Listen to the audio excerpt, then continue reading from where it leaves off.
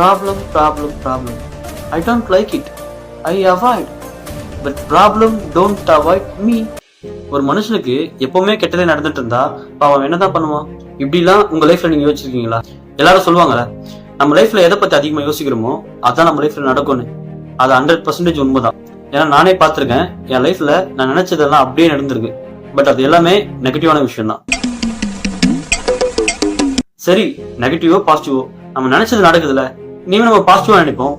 பாசிட்டிவா நினைச்சா பாசிட்டிவா நடக்க போகுது அப்படி நினைச்சிட்டு பாசிட்டிவா நினைக்க ஆரம்பிச்சேன். ஆனா லைஃப்ல எந்த ஒரு நல்லதுமே நடக்கல. சரின்னு திரும்பவும் பாசிட்டிவா நினைக்க ஆரம்பிச்சேன். அப்போ எதுவுமே நடக்கல.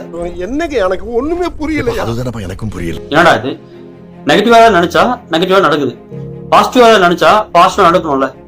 நடக்கல. அப்புறமா தான் புரிஞ்சது, நம்ம பிரெயின் இவ்வளவு நாளா நெகட்டிவ் தாட்ஸுக்கு ட்ரைன் ஆகியிருக்கு. ஏன்னா நம்ம அதுதான் அதிகமா யோசிச்சுட்டு இருக்கோம். நம்ம பாசிட்டிவா நினைச்சிட்டு உடனே அது நடக்கணும்னு நினைக்கிறது ஒரு மண்ணுக்குள்ள ஒரு விதைய போட்டு ஒரே நாள் அது மரமா வளர்ந்துடணும்னு நினைக்கிற மாதிரி.